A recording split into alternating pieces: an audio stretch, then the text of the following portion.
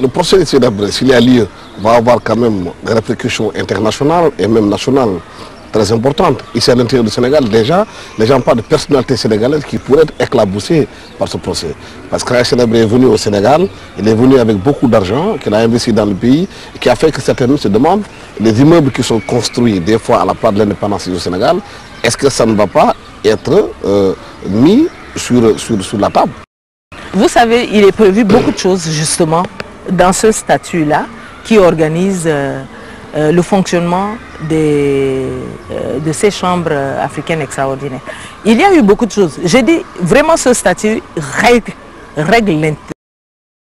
le problème de l'impunité dans toutes ses dimensions. C'est vrai, Hissène Habré est parti pratiquement avec tout le trésor public tchadien. Du rapport d'enquête qui a été ordonné en 92 au Tchad,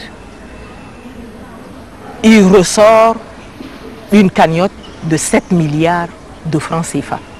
Mais ce n'est pas seulement les 7 milliards. Hissène Habré avait instauré quelque chose, un système pour récupérer jusqu'aux bijoux des femmes. Et cela, il a appelé effort de guerre. Celui qui n'avait pas d'argent, la femme qui n'avait pas d'argent, remettait simplement les bijoux. Donc pour vous, il n'est pas venu seulement au Sénégal avec de l'argent. Il est venu avec aussi des bijoux. Tout à fait. Donc, c'était pour, son prétexte, c'était pour participer à la guerre contre la Libye. Hissène Habré étant parti avec tout cet argent, je crois que quelque part, cet argent a été investi. Il ne va pas quand même s'asseoir sur 7 milliards chez lui. Je crois que ça a été investi. Mais là aussi, ce n'est pas le problème des victimes. Il ne faut pas qu'on nous distrait. Quand bien même nous avons la possibilité de faire rechercher cet argent, et j'espère que le parquet s'en occupera. Parce que ça peut faire partie du cagnotte prévu pour l'indemnisation des victimes. Donc, certainement que les juges qui vont mener des enquêtes sur les crimes perpétrés de 82 à 90 au Tchad se mettront également sur cette affaire d'argent.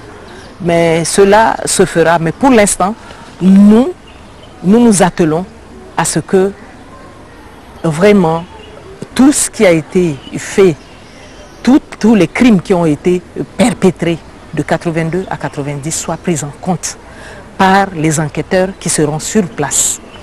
Et il y a une chose aussi que je voudrais vous dire. Quand le magistrat instructeur belge a effectué une commission rogatoire à N'Djamena, je crois que ce magistrat qui a non seulement travaillé sur nos plaintes et qui a décidé d'aller en commission rogatoire pour investiguer et compléter son dossier, non seulement il a travaillé sur nos plaintes, mais il a travaillé sur les archives de la DDS encore, et qui ont été authentifiées par un juge tchadien, un juge d'instruction tchadien. Jamais personne n'a remis en cause tous ces archives-là. Et tout ce qui a été pris comme document au niveau du Tchad, et tout ce qui a été utilisé pour mener cette instruction, jamais personne ne l'a contesté. Et c'est curieux. L'argent qu'aurait investi Hissène Habré au Sénégal, que ça pourrait entrer dans le cadre de l'indemnisation des victimes. Parce que les statuts... Comment allez-vous faire pour récupérer cet argent s'il y a argent investi au Sénégal? Ben de toutes les façons, on saura le faire. On saura le faire, vous pouvez nous faire confiance. On saura le faire, mais quelque part, il ressort de ce statut-là tous les fonds qui doivent faire partie de cette cagnotte qui sert à l'indemnisation des victimes. Donc on saura le faire au moment venu. C'est pour ça que je dis, les juges n'enquêteront pas seulement que sur ces crimes, sur ces violations des droits de l'homme qui ont été perpétrés. Il y a aussi ce problème argent. Mais maintenant... Mais il y a le nom du Premier ministre du Sénégal actuel qui est cité, en étant en ce moment-là banquier, gérant une banque qui aurait récupéré cet argent pour l'investir. Vous savez, c'est aussi m'amener sur le terrain du travail du juge. C'est le juge enquêteur qui sera chargé de faire ce boulot-là. Et c'est le juge qui décidera de ce qu'il y a lieu de faire. Et qui décidera aussi de viser certaines personnes qui sont complices, qui ont participé à l'investissement de cet argent ou au blanchiment de cet argent. Je crois que c'est le juge qui le dira. Mais il y a des démarches qui sont possibles à notre niveau de faire. Ces démarches, je crois que c'est toujours le statut qui nous offre cette possibilité de mener ces démarches-là. Et je crois qu'on n'a rien oublié. On prendra tout cela en compte. Et tout cela se fera savoir au moment opportun. Et nous comptons vraiment sur l'indépendance de ces chambres-là pour pouvoir mener à bien justement l'indépendance tout ce dossier. L'indépendance a été remise en cause par les avocats de Sénabré. Oui, mais ça, ce les sont juges que les sénégalais avocats ont été nommés par le ministre de la Justice du Sénégal. Alors qu'au Sénégal, c'est le président de la République qui est le président du Conseil supérieur de la magistrature. C'est lui qui doit nommer les juges. Pauvre ministre sénégalaise de la Justice, elle est intervenue dans ces démarches parce que le Sénégal l'a mandaté pour mener des négociations avec l'Union africaine. C'est à ce titre-là qu'elle est mêlée à est-ce qu'elle a autorité de nommer les juges? Mais je vous assure... Les juges sont nommés par le président. Je vous assure que ce qui a été prévu, c'est ce qui a été prévu dans ce statut qui a été fait. Mais maintenant, les avocats de Hissène Habré peuvent raconter ce qu'ils veulent raconter. Et ça, on ne les en empêche pas. Le statut prévoit que le ministre de la Justice Sénégal peut nommer les juges. Quand vous voyez le statut, ce n'est pas le ministre qui a nommé les juges. On vous a parlé du Conseil supérieur de la magistrature. Et cette nomination a été entérinée par la commission de l'Union africaine. Mais on ne vous a pas dit, Madame le ministre a nommé les juges. Ce n'est pas ce qu'on vous dit dans ces statuts. Mais maintenant, ce que racontent les avocats de Hissène Habré, je crois que il faut très bien, quand on est en déboire, il faut très bien multiplier des arguments. Et je vous ai dit tout à l'heure, c'est des aveux d'impuissance simplement. Et ce sont des refrains de chansons que nous entendons toujours quand il s'agit de faire juger un dictateur. Ça dénigre, ça jette de l'anathème sur tout le monde. L'avocat parisien de Hissène Habré ne trouve grâce devant personne. Il dénigre le ministre de la Justice. Il va jusqu'à dénigrer même votre président. Il va jusqu'à dénigrer votre président. Parce que quand il dit qu'il se saisit de l'occasion pour ordonner, je crois que c'est un dénigrement.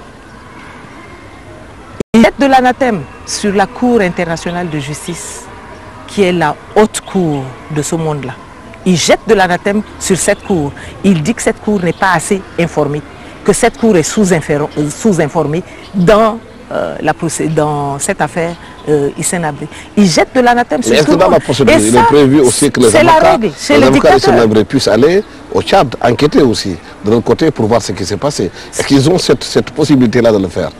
Je crois que c'est prévu ici, dans le statut. C'est prévu dans le statut et ce n'est pas à moi de leur demander d'aller enquêter. C'est eux qui enquêtent. Quand moi je montais mon dossier, je n'ai pas demandé l'autorisation à un avocat de Hissène Habré pour le faire. Vous pensez que le climat aujourd'hui au Tchad est propice à ce que les avocats de Hissène Habré viennent enquêter contre la situation? Vous-même, vous dénonciez tantôt que jusqu'au présent, il y a je suis au Tchad, je continue à travailler au Tchad. Pourquoi un avocat de Hissène Habré ne viendrait pas travailler là-bas? Puisque j'y suis. Je dénonce tout en restant au Tchad. Je dénonce, mais je ne suis pas partie madame, du Tchad. Vous savez qu'au Tchad, il y a des hommes politiques qui disparaissent, qu'on ne retrouve plus. Il y a le cas de Mohamed Saleh, on en parle. Et vous pensez qu'un avocat de Hissène Habré va disparaître parce qu'il est allé enquêter? Mais je ne suis pas capable de vous le dire. Mais ce que je vous dis, c'est que moi, je suis sur le terrain au Tchad et je continue à alimenter mon dossier. Je continue à mener mes enquêtes. Je continue à interroger les victimes pour pouvoir alimenter mon dossier. Et je le fais sur le terrain au Tchad. Et si aujourd'hui, un avocat de Hissène Habré voudrait descendre au Tchad, ce n'est pas moi qui garantirai sa sécurité. D'abord, je ne suis pas de la sécurité. Ce n'est pas à moi de garantir sa sécurité. Mais je crois que tout cela est réglé par le statut des cours. Et je crois que c'est réglé aussi par l'accord de coopération judiciaire signé entre le Tchad et le Sénégal. Je crois que cet accord règle tout cela, c'est-à-dire le libre mouvement de tous ces gens-là, que ce soit les victimes, que ce soit les témoins, que ce soit les avocats. Je crois que cet accord de coopération judiciaire règle tout cela. Donc ce n'est pas à moi de dire il va ou il ne va pas. Oui, s'il y a un procès Habré aujourd'hui au Sénégal, l'impression qu'on a, c'est que on s'est focalisé sur le Sénégal, c'est vrai que c'est ici que vit Hissène Habré, mais est-ce qu'au Tchad, les gens sont conscients de ce procès qui est en train d'être fait? Est-ce qu'ils sont au courant de ce qui se fait en ce moment? Voilà, c'est une très bonne question parce que justement c'est ma préoccupation et c'est la préoccupation de l'organisation des victimes parce qu'il y a des organisations... On a l'impression qu'au Tchad, voilà, on vous dit aller au Sénégal, que ça se passe là-bas, n'en parlez pas ici. Non, non, non. Nous avons pris cela en compte parce que vous savez, ce dossier, je vous disais que c'est dans le cadre, on s'est inscrit dans la logique de la lutte contre l'impunité. C'est ça qui nous a amené à ouvrir cette procédure judiciaire contre Hissène Habré. Et cette lutte contre l'impunité, nous voulons que tout le monde y participe. Et nous avons résolu de demander à ce qu'il y ait retransmission, à l'exemple de ce qui s'est passé en Sierra Leone, qu'il y ait retransmission de ce procès-là au Tchad, pour permettre aux Tchadiens... Vous avez cet accord-là? Oui. C'est prévu dans le statut. C'est vraiment prévu dans le statut. Il y a même de l'argent prévu pour cette retransmission, c'est pour cette sensibilisation, et au Sénégal et au Tchad. Et c'est très important au Tchad parce que le Sénégal est tellement loin du Tchad que ce procès est loin aussi des victimes et des Tchadiens. Et il faut bien que les Tchadiens participent à ce procès-là.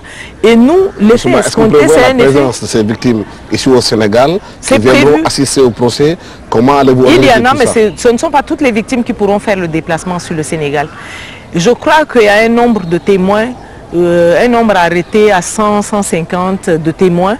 Et les victimes, ça ne sera pas toutes les victimes qui vont se déplacer pour venir. C'est un échantillonnage. Je crois que c'est de cette manière que les juges vont procéder pour l'instruction. Donc, cette retransmission permet aux Tchadiens, où qu'ils soient, même dans les plus petits villages, de participer à ce procès-là. Parce que l'effet que nous escomptons avec ce procès, c'est un effet purement pédagogique pour nous, les défenseurs des droits de l'homme. Mais maintenant, avec les victimes, ce n'est que normal. Vous parlez de pédagogie justement avec ce procès. Aujourd'hui, Hissène Habré voudrait porter plainte contre lui. Si un jour il est jugé, est-ce qu'on va s'arrêter là? Est-ce que l'impunité que vous combattez va s'arrêter seulement là? Parce que ce n'est pas seulement Hissène Habré qui est considéré comme un président qui impose l'impunité chez lui. Tout à fait, mais vous savez, c'est à cause de ça qu'on nous a laissé traîner pendant des années avec cette procédure. C'est parce que justement, les chefs d'État africains, nous on les appelle le syndicat des chefs d'État africains, a peur justement de cette jurisprudence qui sera le jugement de Hissène Habré. Donc on ne s'arrêtera pas à Hissène Habré.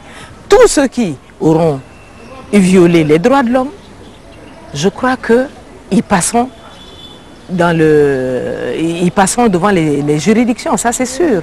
C'est pour ça que nous vous disons que l'effet que nous escomptons, c'est un effet qui est purement pédagogique. C'est parce que pour nous, il n'y aura jamais des chefs d'État qui se mettront à tuer, à piller, sans être inquiétés. Parce qu'on aura l'exemple Habré, on aura la jurisprudence Habré. Et c'est à cela que nous voulons arriver. Et vous pensez que ça plaît aux gens, ça ne plaît pas aux gens. C'est depuis 2000, les toutes premières plaintes que nous avons déposées contre Hissène Habré ici à Dakar datent de février 2000. Et aujourd'hui, nous sommes en 2013. 2013, c'est-à-dire 13 années après cela, Hissène Habré n'est toujours pas jugé. Et c'est maintenant seulement qu'un début d'instruction va avoir lieu. Donc c'est à cause de tout ça, c'est toutes ces pressions qui venaient des chefs d'État, c'est toutes ces pressions qui venaient de ceux qui ne voulaient pas qu'on mette fin à cette impunité de Habré que nous avons tourné, que nous avons tergiversé jusqu'en 2013, où il a fallu que Macky Sall arrive au pouvoir et s'inscrive dans la même logique que nous. C'est-à-dire s'inscrire dans la logique de la lutte contre l'impunité pour qu'il y ait aujourd'hui ce qu'on appelle le lancement officiel des chambres africaines extraordinaires et que les juges se mettront au travail et qu'il y aura enfin le jugement de Hissène Habré. Madame Jacqueline Mourena, Aujourd'hui, les chambres ont été officiellement lancées, les chambres extraordinaires africaines. Est-ce que c'est une victoire pour vous? Comment? Est-ce que c'est une victoire pour vous, personnellement? Oui, c'est une victoire pour nous. C'est une victoire parce que imaginez un seul instant, et ça a été ma hantise, personnellement. Imaginez un seul instant que ce dossier disparaisse simplement ou qu'on dise on ne parle plus du dossier Habré. Qu'on dise cela aux victimes. Moi, je côtoie au quotidien ces milliers de victimes. Vous avez le regard de ces femmes-là qui ne savent pas, qui ont vu partir leur mari un beau matin simplement parce que 5-6 bonhommes sont venus le chercher à bord d'une Toyota et que ce mari n'est plus jamais revenu. La femme n'a plus rien à dire aux enfants qui réclament leur père. Vous imaginez cette femme, comment faire le deuil? Et vous n'allez pas lui dire que son mari est décédé. Son mari a disparu. Vous n'allez pas lui demander de faire le deuil. On ne fait pas le deuil pour quelqu'un qui a disparu. On n'a pas vu le corps. Donc, moi, c'était une hantise pour moi qu'on mette fin simplement à cette procédure. Mais quand, en 2005, l'Union africaine avait constitué un groupe d'éminents juristes pour explorer l'option possible de juger Hissène Habré, ah ça, je me suis dit, le dossier n'est pas abandonné. Quand on est arrivé en 2006 avec le refus d'extradition de Hissène Habré, je ne perdais pas tout à fait espoir parce que le dossier n'avait toujours pas disparu. Mais quand j'ai appris que les négociations entre le Sénégal et entre l'Union africaine ont abouti et qu'il y a une décision de la création des chambres africaines extraordinaires pour connaître de cette affaire, et cela en conformité avec l'arrêt de la Cour de justice de la CEDEAO, je vous assure que ça a été un ouf. Ça a été un ouf, ça a été... Pour moi, c'est une victoire. Comme vous le dites, c'est une victoire. C'est vraiment une victoire. Parce que ça a été un long chemin. Ça a été un chemin de croix, douloureux. Tous les jours, j'étais là à me poser des questions. Qu'est-ce qui va nous arriver? À quelle sauce on va nous manger? Et quand j'ai vu que ces cours ont été, ces chambres extraordinaires ont été mises en place, vous savez, c'est vraiment une victoire. Et pour moi, et pour les victimes, et pour... Vous le comprendrez quand c'est une victime qui va vous parler. Les victimes existent, quand bien même on nous dit qu'il n'y a pas de victimes, c'est des gens qu'on a fabriqués. On ne fabrique pas des gens avec des stigmates sur leur corps. On ne fabrique pas des gens qui ont connu des pires formes de violation, de pires formes de torture. On ne fabrique pas ces personnes-là. Ces personnes existent. Vous aurez un jour à leur parler, à leur poser des questions, à les interviewer, mais ces personnes vous diront, et ce sont des gens qui ne tiennent pas beaucoup quand ils parlent parce qu'ils revoient leur passé. Alors c'est une grande victoire pour nous, c'est une victoire. Vous imaginez, on allait enterrer cette affaire. L'affaire n'est pas enterrée, c'est une victoire pour nous. Et c'est une victoire pour l'Afrique d'ailleurs, ce n'est pas pour nous seulement. C'est une victoire pour l'Afrique. Enfin, on va juger un ex-chef d'État africain, on mettra fin à son impunité. Madame Jacqueline Mourena, je vous remercie. Je rappelle que vous êtes la présidente de l'association pour la promotion et la défense des droits de l'homme du Tchad.